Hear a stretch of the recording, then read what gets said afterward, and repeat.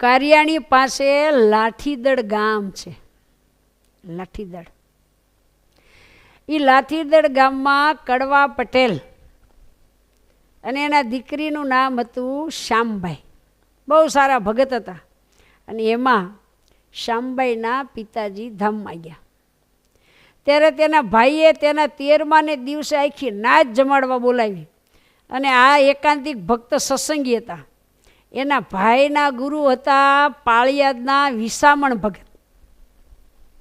એ વિસામણ ભગતને પાળિયાદના માનતા હતા, એના ગુરુ. પણ આ શ્યામભાઈ બહુ સારા સત્સંગી, અવારનવાર ગઢડા આવે, મોટાબાનો સમાગમ કરે. અરે શ્યામભાઈના યોગમાં આવવાથી લાઠીદળમાં કેટલાય બાયુને એણે સત્સંગ કરાવેલો.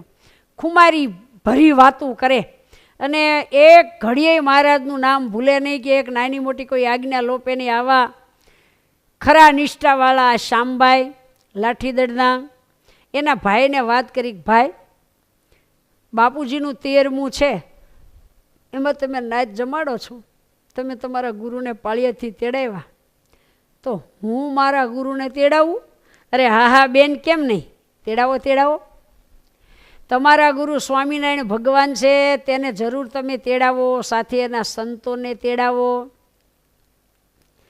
અને જરૂર સ્વામિનારાયણ ભગવાન અહીં આવે એને જમાડો. કારણ કે સ્વામિનારાયણ ભગવાનને વિશે એના ભાઈ બહુ ગુણવાળા હતા, પણ પોતે પાળિયાદ બાપુને માનતા હતા અને બેન ભગવાન સ્વામિનારાયણના આશ્રિત હતા, પણ ભાઈ ગુણભાવવાળા બહુ. પછી શ્યામબાઈએ ગઢપુર માણસ મોકલી, ચિઠ્ઠી લખીને દીધી, મહારાજને બધી વાત કરી. પછી મહારાજને તેડાવ્યા અને તે જ દિવસે પછી મહારાજ માણકી ઉપર અસવાર થઈ લાઠીદળ પધાર્યા. અને હારે સંતો છે. માણક્યથી મહારાજ ઉતર્યા અને માણક્યથી ઉતર્યા અને હામૈયા હામા લઈને આ તો શ્યામબાઈ બધી બાયુને લઈને આવ્યા. શેરીએ હામા ગયા. શ્યામબાઈ તો ભાવ વિભોર થઈ ગયા, હો પ્રભુ પધાર્યા, પ્રભુ પધાર્યા. બધી બાયુ ગાતા વાતા મહારાજની સામે ગયા છે અને બધાય બાયુ ખૂબ ભાવથી ગાય છે. મહારાજ આમ હાલ્યા આવે છે, ચટક ચટકતી ચાલે, સુંદર મોજડી પહેરી છે, ઝરકશી જામા છે, 300 ગાવાળી ભાગ છે, માથે છત્તર ધર્યું છે ભગુજીએ, છડી છત્તર સંમર સાથે, વાહે હરિભક્તો ને સંતો છે. મહારાજ ચાલ્યા આવે છે અને આ બાજુથી શ્યામબાઈ મહારાજને વધાવવા સામૈયા લઈને આવે છે, ગાતા વાતા આવે છે.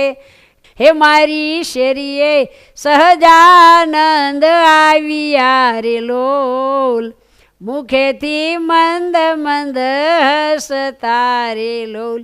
હે વાલો ગજ ગતિ ચાલે ચાલતા રે લોલ, મુખેથી મંદ મંદ હસતા રે લોલ. મારી શેરીએ સહજાનંદ આવતા રે લોલ, મુખેથી મંદ મંદ હસતા રે લોલ.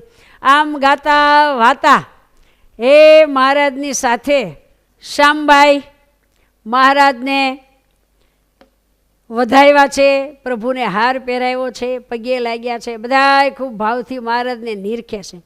પછી સુખડીની વખાર હતી. વખાર એટલે મોટો એક ઓરડો હોય ને વખાર કહેવાય.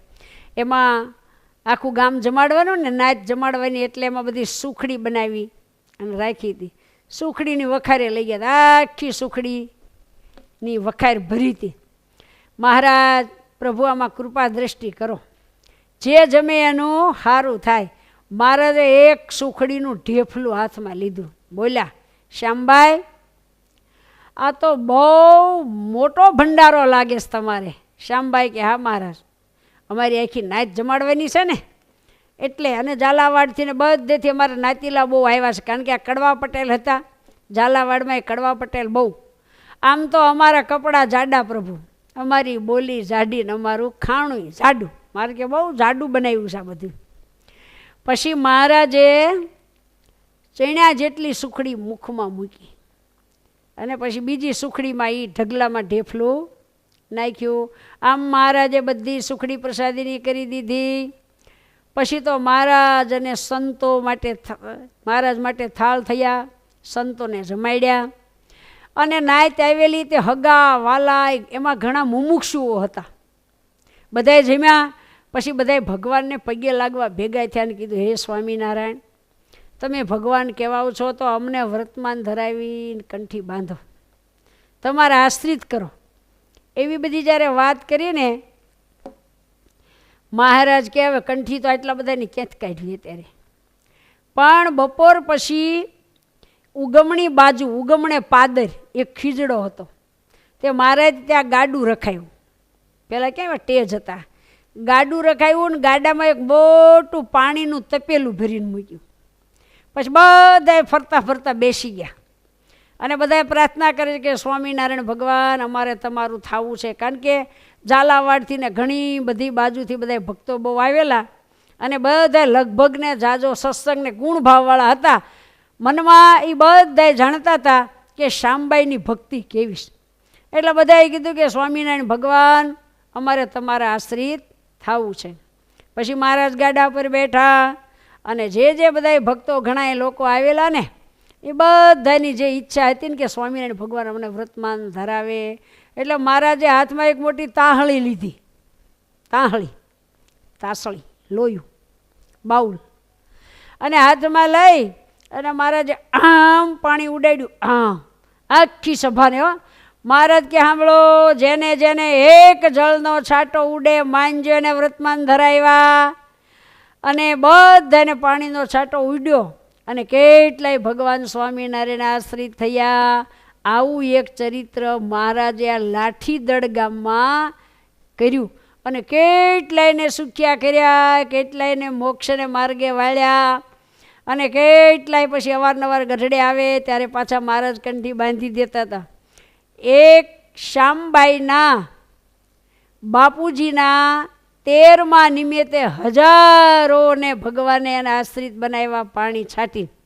લો, એક ભગવાનનો ભક્ત હોય ને અને જો આવા નિષ્ઠાવાળા હોય ને તો એને વાહે હજારો ભગવાનના ભક્ત બને. એક દીવે હજારો જ્યોત પ્રગટે. એવી રીતે એક ભગવાનનો ભક્ત જ્યાં થાય ને ત્યાં કેટલાયને ભગવાનને રસ્તે વાળે. એટલે જ નિષ્કુળાનંદ સ્વામીએ લખ્યું છે કે ભગવાન આ પૃથ્વી પર શું આવ્યા અને ભાગ્યશાળીને મળે હો. એ મોટે ભાગ્યે આવ્યા ભગવાન રે દેવા, સહુ જનને અભયદાન રે. કેવા ભાગ્યે?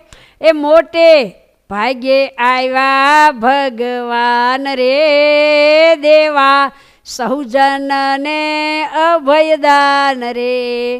જેમાં આવ્યા છે ધામથી ધારી રે, તેમ તારશે નરયને નારી રે. હે જેમ આવ્યા છે ધામથી ધારી રે, તેમ તારશે નરયને નારી રે. મોટા ભાગ્યવાળાને ભગવાન મળે છે ને આપણા મોટા ભાગ્યે જ સર્વોપરી સ્વામિનારાયણ પૃથ્વી પર આવ્યા. અને આપણા પૂર્વના મોટા પુણ્ય આપણને સત્સંગ મળ્યો.